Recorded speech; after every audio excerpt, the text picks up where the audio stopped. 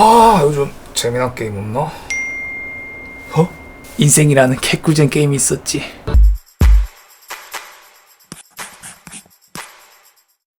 안녕하세요, 맨정씨입니다.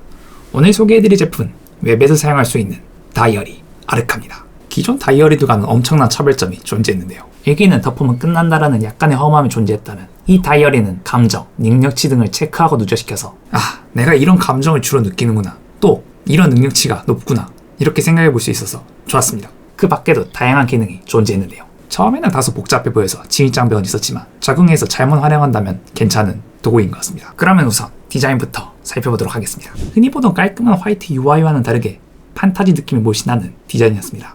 메뉴도 하단에 놔야 되는 방식이 아니라 화면 속 물건들을 클릭하면 메뉴가 전환되는 구조였고요.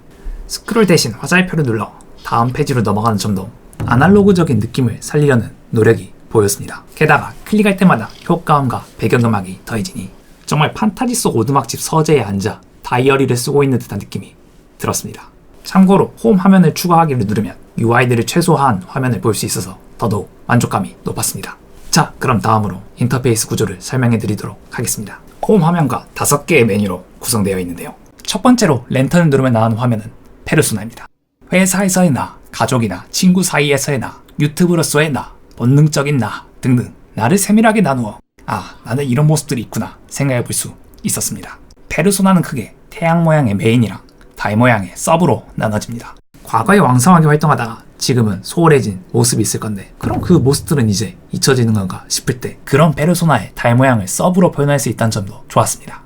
과거에 제가 존재했기 때문에 지금의 제가 존재하듯 말입니다. 그럼 이 페르소나를 가지고 무엇을 할 수 있냐 궁금하실 텐데, 책을 누르면 나오는 이야기에서 풀립니다.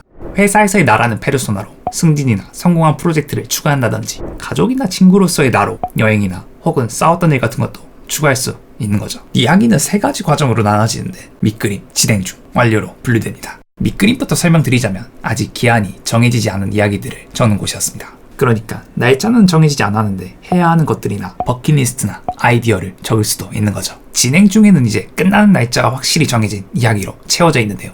말 그대로 몇 일부터 몇 일까지 진행 중인데 아직 끝나지 않은 이야기들로 구성되어 있고요. 특히 이 붉은색 모래시계로 표시되어 있어서 빨리 해결해야 될 것 같은 느낌이 들었습니다. 그리고 마감일이 지나면 이렇게 모래시계가 다 소진된 디테일도 확인해 볼 수 있었습니다. 마지막으로 완료된 이야기는 최근 있었던 일부터 먼 과거, 그러니까 태어난 날부터도 적을 수 있는 거죠. 그리고 이렇게 아래서부터 올라가는 구조로 되어 있다 보니 인생이라는 나만의 지도를 얻은 느낌이라 좋았습니다. 그리고 또 챕터가 존재해서 정말 한 편의 책을 쓰는 기분도 들었습니다. 메인 챕터와 페르소나별 챕터가 따로 존재해서 예를 들어서 제가 이렇게 이야기를 추가할 때 이렇게 메인 챕터에서 30대로 설정하고 페르소나 챕터에서 또 대리로 설정할 수 있는 거죠. 그럼 예시로 제가 초등학교 때 메이플 스토리라는 게임에서 사기를 먹었던 이야기를 적어보도록 하겠습니다.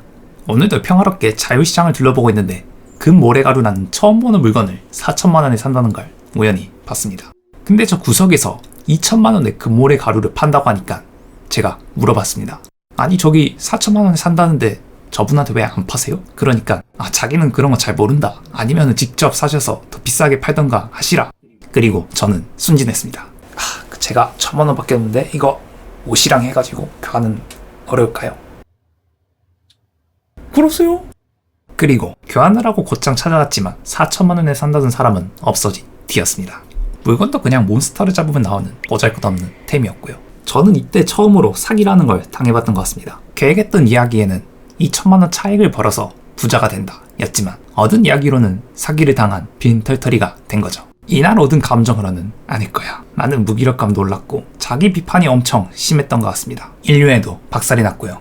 그리고 능력치는 사실 메이플 캐릭터를 동생이랑 같이 키우던 거여서 그때부터 형 취급받기는 조금 어려웠던 것 같습니다. 그래서 이거는 명예를 좀 깎겠습니다. 그래도 이렇게 하면 사기를 당하는구나 배운 거니까 협상도 조금 늘어나고 지식도 조금 올려보겠습니다. 자, 그리고 우리가 이야기를 통해 배운 것들이나 누군가로부터 배운 것들이 있을 건데 이것들을 모아둔 것이 바로 지혜입니다.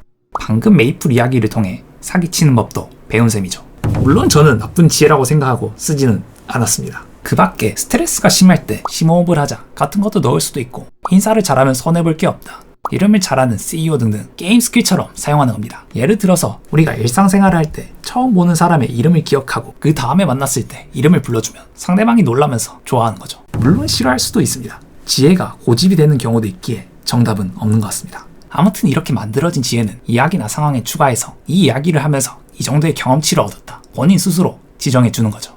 자, 그리고 다음으로 용불 모양 아이콘을 클릭하면 나오는 페이지는 상황입니다. 이야기로 풀기에는 스케일이 너무 작고 더군다나 계속해서 반복될 때 사용할 수 있었습니다. 그리고 그 반복에서도 루틴, 선택, 직면으로 세 가지로 분류되었는데요.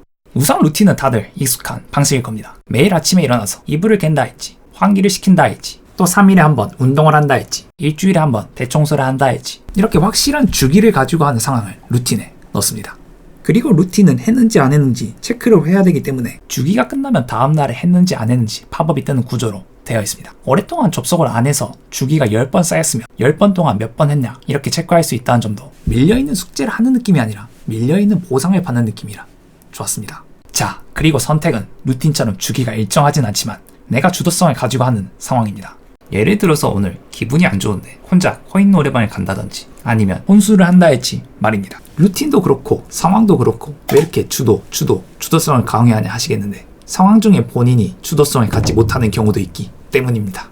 바로 상황의 직면인데요. 억울한 일을 겪었거나 말이 통하지 않는 사람과의 대화, 갑작스러운 질병이나 예상치 못한 사고나 혹은 행운처럼 내 의지와는 무관하게 벌어지는 일들을 여기에 기록합니다. 그럼 이렇게 기록은 하는데 뭘 어떻게 쓰냐 궁금하실 텐데, 상황은 이렇게 미리 감정이나 능력치, 지혜를 설정하고 그 상황이 벌어지면 일회성으로 활성화시키는 구조입니다. 쿨타임이 존재해서 그때 동안 지속되는 구조이고요. 자, 선택으로 친구와 술 마시기를 추가해 보겠습니다. 일단 술 마시면 활력이 올라가고 무기력은 좀 떨어지고 긴장도 풀리고, 그러니까 술을 마셨다는 약간의 자기 비판도 생기죠. 기대감은 올라가고, 그리고 능력치는 일단 체력이 깎입니다. 근육도 좀 녹는 것 같은데, 그리고 술을 마시는 것 자체가 대화를 하는 거니 공감 능력이 좀 올라갑니다. 좀 재밌게도 해야 되니 위트도 좀 올라가고 MSG도 좀 뿌려야 되니까 창의성도 좀 올라가는 것 같습니다. 그리고 이야기를 들어줄 때 분석도 하니까 분석력도 좀 올라가겠네요.